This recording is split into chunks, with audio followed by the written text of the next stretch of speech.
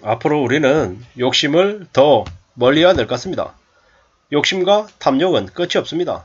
앞으로 4, 5년간 부동산 거래는 없을 겁니다. 살 때는 마음대로 사지만 팔 때는 내 마음대로 못한다는 거죠. 이런 얘기가 이제 스멀스멀 유튜브에 올라가고 있습니다. 이제 그들도 더 이상 업계 앞잡이로 집값이 폭등한다고 얘기했다가 사람들에게 표적이 될 수도 있기 때문에 서서히 기조를 바꾸고 있죠. 주변 분위기가 심상치 않다는 걸 그들도 느낍니다. 집값이 올라도 너무 많이 올라와 있다는 걸 이제 아는 거죠. 그래서 거래가 거의 없는 겁니다. 인간은 애시당초 간사한 동물입니다.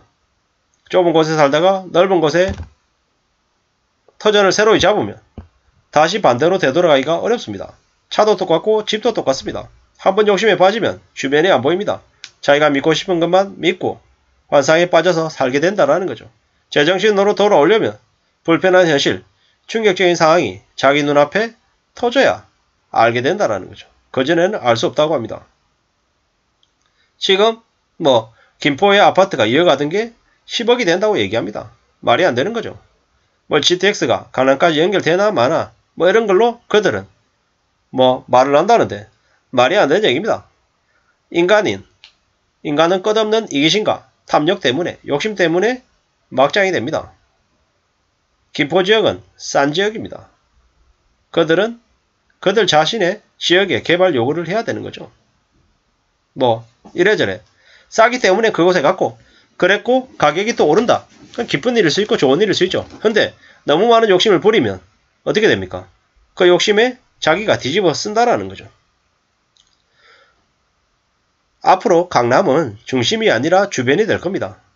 왜냐? 너무 많은 것들이 집중이 되었기 때문에 서서히 분산될 수밖에 없다라는 거죠. 좋은 지역은 나빠지고 나빠진 지역은 좋아질 것이다. 이게 당연한 얘기입니다. 앞으로 많은 변화가 있을 거다라는 거죠. 그렇기 때문에 함부로 지금 현재 눈으로 많은 것들을 가지겠다라고 욕심부려서는 안 되겠다라는 거죠. 욕심을 부리지 않겠다라는 생각을 해야 됩니다. 그리고 도움을 받으면 대가를 치러야 되고요.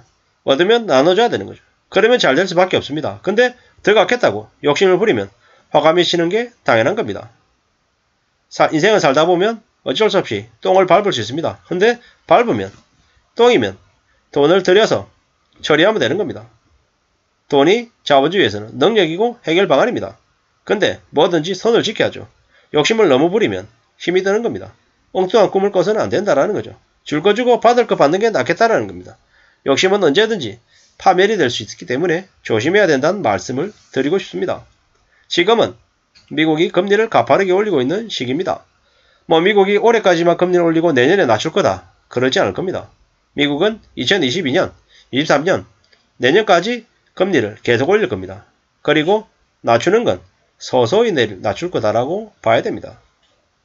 미국의 금리 인상, 한국의 금리 인상, 고용 축소, 급여 축소, 앞으로 많은 일들이 생깁니다. 이제는 연체를 한 번만 해도 곧바로 가상금리를 부과할 거고요. 신용점수가 떨어지면 바로 은행에서 특단의 조치를 내세울 겁니다.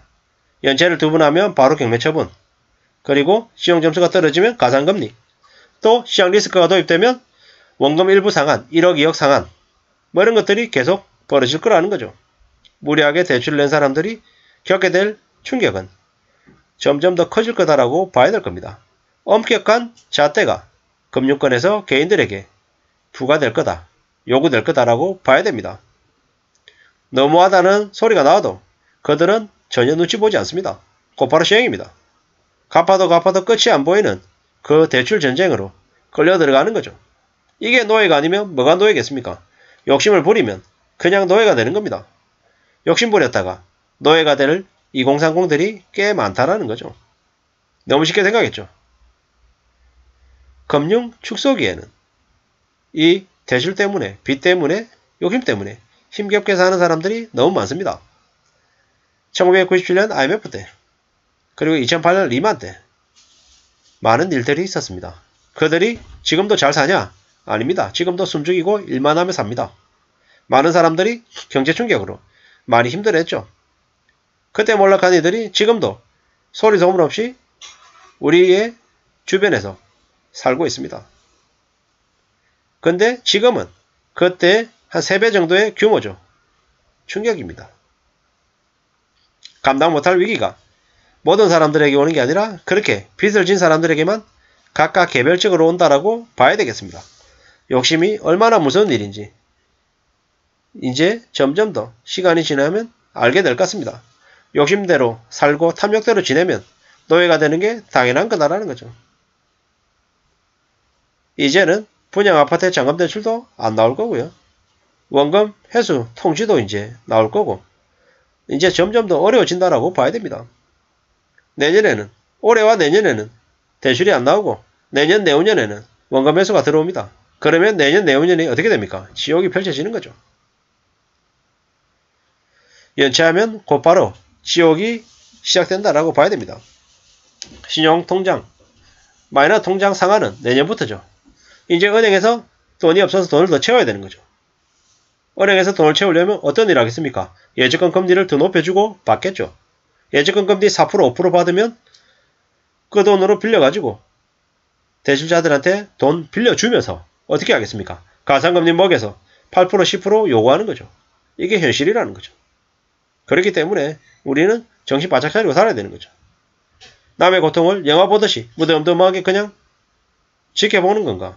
아니면 그 고통을 직접 겪느냐? 뭐 두 가지의 갈래길로 나눠지겠죠. 이제는 청년들이 경제교육, 금융교육을 똑바로 받아야 됩니다. 함부로 돈 빌리면 안 된다라는 거. 빚은 무조건 가장 먼저 갚아야 된다라는 거. 절대 남에게 떠넘길 수 있는 게 아니라는 걸 잊지 말아야 된다라는 거죠. 그리고 공짜를 좋아해서 안 된다라는 거. 또 알아야 됩니다. 검소하게 열심히 살면 괜찮아질 수 있고 함부로 욕심부리면 인생이 망가진다라는 걸 알아야 됩니다. 사람은 누구나 다 솔직하고 믿을 만한 존재가 돼야 됩니다. 그리고 분수를 아는 사람이 돼야 된다는 거죠. 삐끼들한테 넘어가면 금세 낚이는 거죠. 착취받는 노예가 될 수밖에 없다는 겁니다. 타인의 고통, 삶을 잘 볼 수 있어야 됩니다. 그래야 그들처럼 몰락하지 않는다는 거죠. 철학이 없는 삶은 노예가 될 수밖에 없다고 합니다. 욕심대로 살고 탐욕대로 지내면 금세 노예가 된다. 사람들에게 기대지 말고 자기 실력으로 잘 공부를 해야 된다는 거죠. 사기당하는 사람들도 욕심이 강한 경우가 많답니다. 긍정적인 생각을 가지고 도전하라는 말을 잘 해석해야 됩니다. 대부분 맞는 얘기지만 그 일부는 또 유혹이나 탐욕이 섞여 있기 때문입니다. 함부로 속내를 드러내지 말고 남의 말을 무조건 믿는 건 경계해야 된다는 거죠. 아무쪼록 저나 여러분의 삶이 잘 지켜지기를 바랄 뿐입니다. 이상입니다.